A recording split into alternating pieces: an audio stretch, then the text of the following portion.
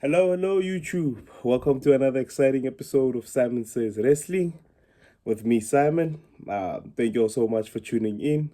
Don't forget to comment, like, subscribe, hit the notification bell, hit the share button. Let's get the channel going up so we can get those subscribers up. The upload is a bit late. This weekend was my grandmother's birthday. So, as much as I watched wrestling, I couldn't record. So, that's why the recording is coming out so late. But Friday night Smackdown took place this past weekend, and yeah, we've got I've got a lot to get through.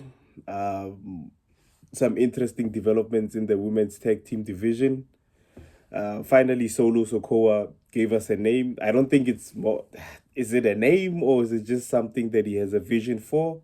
Um, the Wyatts are taking over the tag team division. And yeah, let's just go through SmackDown. Obviously, we kicked off with Cody Rhodes. It was great to see him kick off the show and finally have something to say. Like they let him say something. So basically, the promo with Cody Rhodes was what the King of the Ring crown symbolizes to him. Basically, saying it symbolizes where he has come from and where he is going. Um, we all know he lost the title at WrestleMania to John Cena in one of the most, I'd say, biggest heel turns in the past, I don't know, decade or so, 20 years or so. I think maybe the biggest one that could match this one was Hulk Hogan joining the NWO. But yeah, Cody Rhodes just saying that now it's the time to face forward where he will be looking to reclaim his title. So it's official that Cody Rhodes will be facing John Cena at SummerSlam. Um, I don't know how this one is going to work out. I don't know what the storyline is going into it. I'll make a separate video, obviously, covering Cody Rhodes and Roman Reigns being casted in the new Street Fighter action movie. Um, how does that affect us? How does that affect storylines that are taking place? Because I think if ever the cases they have been casted now, they would be possibly starting to shoot anytime after or before SummerSlam. So we don't know how that's obviously gonna play a role in affecting active storylines on the roster at this point in time. Um, Roman Reigns is already a part-time superstar at this point in time. So being casted in another movie is obviously gonna, yeah, it's gonna take him off TV for a while. Also, a big shout out to Roman Reigns as well, who also welcomed a child into the world recently. I think this is his sixth or seventh child. Um, the Anawai family is growing. It's growing very much, which just leads me that to think this bloodline story is not gonna end anytime soon. It's not gonna end anytime soon. Um, Obviously with Cody Rhodes making his intentions clear that he wants the title back. Um, Randy Orton came out just to tell. He didn't interrupt him this time, luckily. He just came out to tell him that he's proud of the fact that Cody Rhodes pulled the trigger. He didn't hesitate like he did. Um, he didn't have second thoughts when it came to pulling the trigger. So he was very proud of Cody Rhodes, and he just wanted Cody Rhodes to make him a promise to say that he will bring back that title to him and it will kick John Cena's, behind. Um, and I swung like a sword. A sword just swung, and blue lights came on. And Drew McIntyre is back, ladies and gentlemen. And the first order of business is to call everybody a beta male. Yeah, Drew McIntyre is back from injury. Obviously, um, I think now he's healed. He's obviously cleared for action, and as always, another great addition to the SmackDown roster. He was sorely missed. He was sorely missed. His presence was sorely missed. So hopefully this time we can have a direction for Drew McIntyre. We can have um, him going after. It seems like he wants to go after Cody Rhodes to obviously take the title from Cody Rhodes, because this is part of his promo where he said he hopes that he can get Cody Rhodes to beat John Cena so he can take the title out of Cody Rhodes's hands. Also, at this point in time, calling him Super Cody, which is in reference to what we were calling John Cena at some point in his career, where he was unbeatable. Cena was unbeatable. He was winning each and every single match, whether it was on a PLE or whether it was on a random episode of Raw. Cena would go against the Nexus and win. Cena, that's when we got the whole Super Cena going. So now we've got Super Cody, who seems to be winning each and every major tournament that's obviously been taking place in Saudi Arabia. He has won the King of the Ring now, and I think before that he had beaten Gunther to win the Saudi Arabian title. Still don't know where that title is till this day or what its significance is. Would have been better if they gave Cody that title and obviously have him defend it at every I don't know, is it I think it was at Crown Jewel. So it would be nice to see Cody Rhodes defending that title at Crown Jewel. And that's just in case maybe he doesn't have the Universal Championship. Drew McIntyre obviously getting an RKO for his travels. Obviously also pointing out the fact that Cody Rhodes was literally aiming and targeting Randy Orton's tweaked lower back at the at the King of the Ring, and it's something that a lot of us have noted down the fact that Cody Rhodes was targeting that guy's Randy Orton's lower back like a heel would do. Like if you're a babyface and you come through with taped midsection, obviously the heel will be targeting that midsection to obviously put you off of your game. So as much as there's seeds being planted of Cody Rhodes leaning more into a heelish character, I think we're ignoring the fact that Randy Orton might actually start thinking that Cody Rhodes didn't really even have his best interests at heart.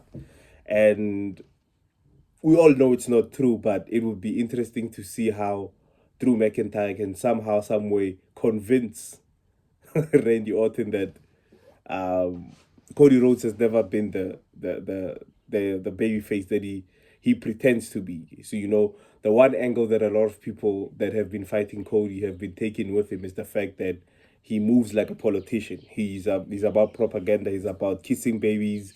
So also something that Drew McIntyre said that was interesting was the fact that Cody Rhodes had been battering Randy Orton up for months now. So it was a great segment. Obviously, three great individuals in the ring, cutting promos. Drew McIntyre obviously getting a RKO for his travels, and a match at Saturday Night Main Event Live with Randy Orton. So I'm down for that one. We'll just see how it pans out. Are they gonna actively do a storyline going forward, or is it just a match that they're having because of the segment on SmackDown? Alexa Bliss and Charlotte Flair were in a tag team match, and I don't know why, but for the fact that Charlotte Flair now has a storyline and has some sort of character development, I'm enjoying watching her. She's always been athletic. She's always been a main eventer. But the fact that she's both those things and she has a storyline backing up at this point in time, with obviously Alexa Bliss trying to align just because they want to be women's tag team champions. I'm enjoying I'm enjoying this whole Alexa Bliss and Charlotte Flair back and forth. It obviously shines a light on the fact that Charlotte Flair needs someone in the locker room that has her back. And I think, given the reaction that Alexa Bliss got when she came back into the Women's Royal Rumble, they were like, okay, this is a fan favorite that we can probably try to pair with Charlotte Flair to try and give her a sense of direction as to whether she's a heel, a babyface, or just somebody that we pull out when there's title matches. But I like the fact that they have teamed her up with a babyface and then obviously give her direction as to her character and the development that she will obviously be going through. So it was Alexa Bliss and Charlotte Flair versus the Secret Heavies and Michin and BFAB. I think this was a three-way. Yeah, don't take it. No, not that way. It was a three-way tag team match, and it was basically to determine which SmackDown team will be obviously added into the Women's Evolution card to face Raquel Rodriguez and Roxanne Perez. So Alexa Bliss and Charlotte Flair coming out on top, with obviously Alexa Bliss getting the pin off of Twisted Bliss off of the top rope. What was what was funny to see was the fact that Charlotte Flair wanted to celebrate, and this was obviously trying to hug Alexa Bliss.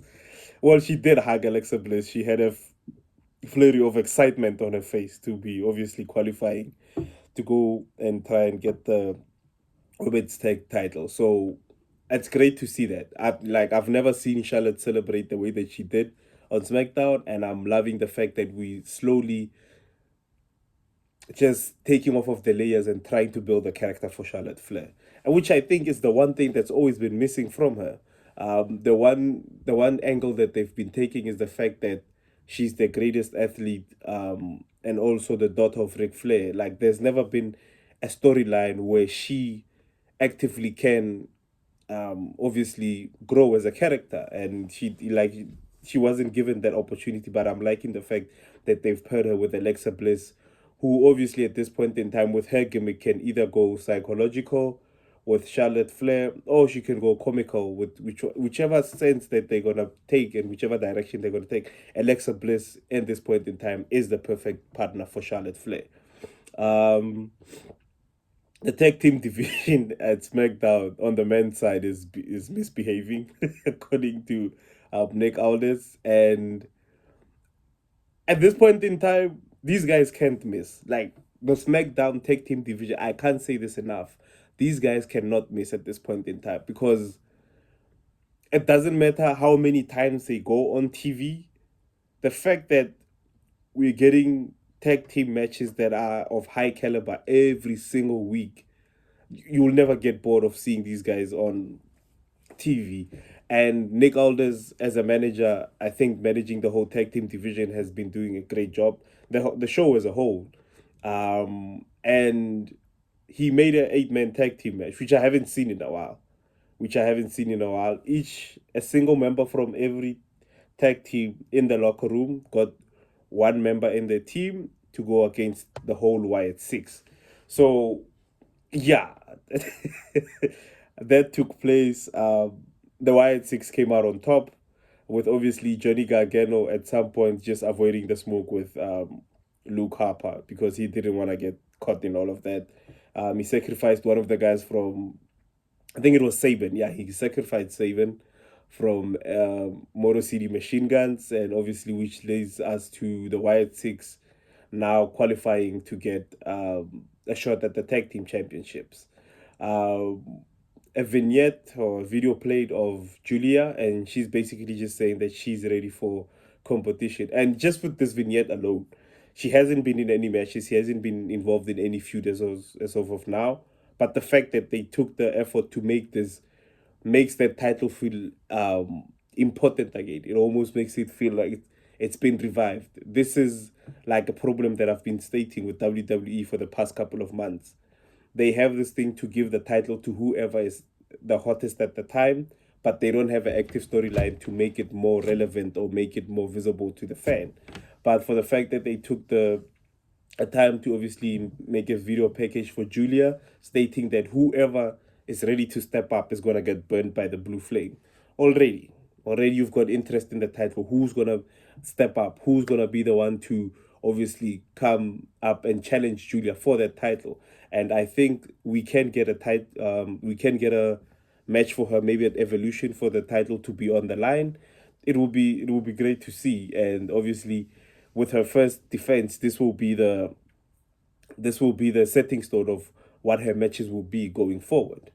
In the next segment, we've got Tiffany Stratton coming out, and it seems like both champions, Io Sky and Tiffany Stratton, have been given the option to choose, obviously, their opponents for Evolution, and out comes Trish Goldberg. I'm just joking. It's not Trish Goldberg. It's Trish Stratus. So with Trish Stratus now, obviously, Tiffany Stratton's. Yes, see, there's so many T's in this. Uh, Officially now announced as the match for the Women's Universal Championship match. Um, yeah, whoever wins that match goes on to face Jade Cargill at SummerSlam. But Jade Cargill has problems of her own. Obviously, they're trying to build something and just obviously having these women have backstage segments, like obviously with Trish backstage bumping into Jade Cargill. I don't understand why she would say that. I didn't understand why Jade Cargill would say that you've got yourself a title match now. I hear you got yourself a title match. I did she say I hear or I see? I think she said something along those lines, but she was in the ring when this whole segment happened.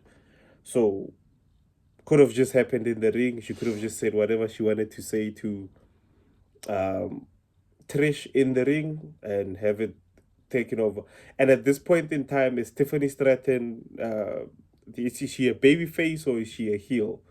Because it's hard to obviously go through everything because she's giving off heel vibes in her promos. The fact that she told Trish that this is not the this is not the attitude era anymore. Things are different. That's like heel vibes, and I don't know whether she's a heel or she's a babyface at this point. I think she's a babyface, but yeah, we've got a whole situation happening in the women's division.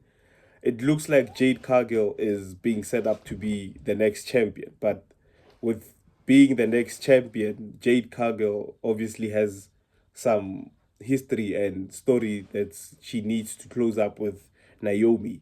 It was confirmed that Jade Cargill will be going one on one with Naomi in a no holds bar match at Evolution.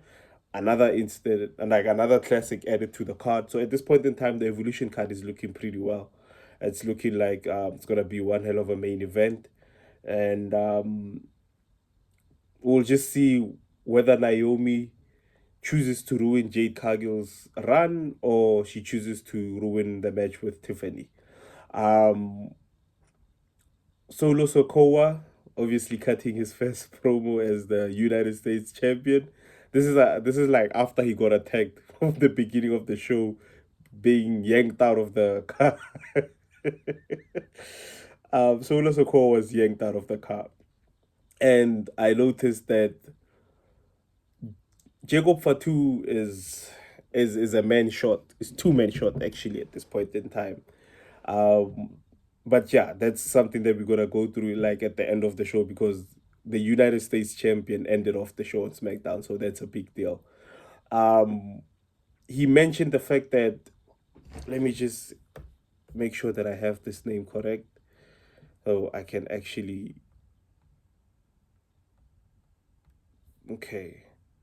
Obviously, the newest member is Tala Tonga. Tala Tonga is the newest, the 7 foot giant who's now in the group. So now we'll see what the plan is going forward, and we gotta mention.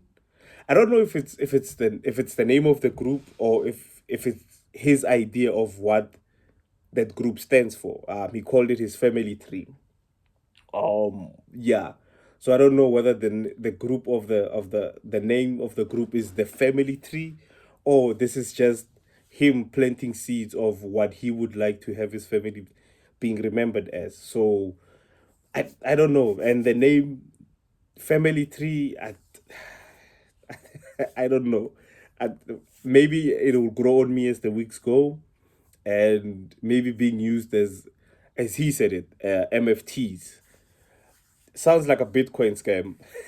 Immediately when he said that, I felt like Solo was about to just go invest now in Bitcoin and then I'll make you rich in the next 2 weeks.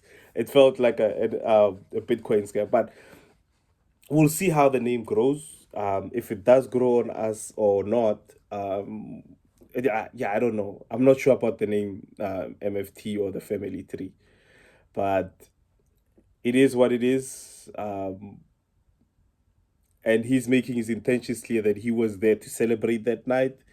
I think just avoiding whatever happened at the start of the show. um, Andrade and Ray Phoenix. This is definitely a tag team. this is definitely a tag team. This is the tag team to be like, apart from the Wyatt Six, the whole tag team division on SmackDown is just on fire. That's just it. I'm not even gonna go Andrade and Ray Phoenix are the new hottest thing against Fraxium. Already, match was one of the best tag team matches that we've been seeing on SmackDown. Not that we've ever seen, we've been seeing on SmackDown. Um, the bar is set very high for tag team divisions, like all across wrestling platforms at this point in time, just because of SmackDown. Because SmackDown has it right, it has it on lockdown at this point in time, and we'll see how far Andrade and Ray Phoenix get, obviously, with these wins that they've been picking up. And it seems like now they're an official team. Um, Damian Priest had an interesting segment with Aleister Black at the back. And I see we've gone back to calling Ron Killings our truth. So I thought when he came back into the company, he was going to be referred to as Ron Killings, but it just seems like it's just truth now. It's our truth. We're back to our truth. So it gets a bit weird after a while. But we've got an official match for our truth versus Aleister Black on the next episode of SmackDown, and Damian Priest seems to be, yeah, like Damian Priest at this point in time is just the one guy that's obviously trying to stand up for our truth and everything that he's going through, and which is commendable because they have history with being in the Judgment Day. And I think after Damian Priest had left the Judgment Day, our truth was the only person that obviously came through for him at his darkest hour. So it's interesting to see whether our truth is just gonna be a stepping stone to Damian Priest versus Aleister Black, or what the whole build is going forward. In the main event, we had Jacob Fatu and Big Jim versus Solo Sokoa and JC Mateo, and like I said, the United States Championship, the United States Championship and champion ended off SmackDown. So obviously that just tells you the plan that they have for the United States title to elevate it to much bigger heights than what we had previously known it for. Because we've noted I think it was the third most important title. It's basically the World Heavyweight Championship, Intercontinental Championship, United States Championship. For the fact that they had Solo Sokoa closing off the show with the title held up high and him being the United States champion, I think they have big plans for that title, and obviously it being involved in the whole my family tree, Jacob Fatu and Big Jim um, drama will obviously get it to that point. So it's great to see the United States champion closing off the show. Um, but like I've been saying, Jacob Fatu is outnumbered. Jacob Fatu needs, I think, two more guys to obviously combat what he's going against. Because the family tree is what? It's four members. It's Solo, it's Tanga, it's JC, and it's Tala. So obviously we need two more guys to back up Jacob Fatu and Big Jim in this, because they are outnumbered, and the numbers game in the WWE has always come out on top. It's the number of people that you have that have your back that will come out for you when you're at your lowest. So it's very interesting to see how all of this is gonna pan out and how it's gonna work out. Um, I don't know. You guys let me know, do you guys like the name the family tree, or you guys gonna wait for it to grow on you before you can start saying you like it or you don't like it? Alexa Bliss and Charlotte Flair, is it a team that you guys see winning the tag titles? The Wyatt Six eventually gonna get their titles. They're gonna get the tag team titles, and given the fact that it's only gonna be two members that are gonna be involved, what are the other members gonna do to obviously try and get the other titles? Obviously, are they gonna go after the United States Championships? Are they gonna go after the heavyweight championship? I don't know. You guys let me know what the plan you what you guys think the plan is for the Wyatt Six. And who are the two men that can come out and help Jacob Fatu and Big Jim in the whole family tree issue? Who is Naomi gonna cash in on? Who is Naomi gonna cash in? Is she gonna cash in on Tiffany or is she gonna cash in on Jade? Makes more sense to cash in on Jade, but also brings back that unpredictability if she does cash in on Tiffany, and then we have Jade versus Naomi one on one. So it'll be very interesting to see how they handle that whole situation. Who is the first opponent that Julia will be facing? Comment down below. Let me know what you guys think. Thank you all so much for tuning in. And if you've made it this far in the video, please, please, please, it's free. It's literally free. I keep saying this. It's so free. There's no terms and conditions. There's no hidden T's and C's. There's nothing. Please hit the like button, hit the subscribe button, share the videos. Thank you all so much. Hit the notification bell so when we do drop new episodes, you guys can be on to them and then just watch it and recommend it. The more likes I get, the more views we get, the more recommended we get, and obviously the more recommendations we get on the algorithm, the bigger the channel becomes. Thank you all so much for the support. Thank you for interactions on social media. It's on X, Instagram, TikTok. It's at Simon Says Wrestling. On X, it's actually Sai, which is like Sierra India, Says Wrestling. So thank you all so much for the interactions. Really appreciate it. Hope you guys had an awesome week and looking forward to the week going forward, which is obviously today going to be Monday Night Raw. Obviously, we're going to check that out and upload, and we're back at it once again. Thank you all so much for tuning in. Simon Says Wrestling. Let's talk. And as always, peace.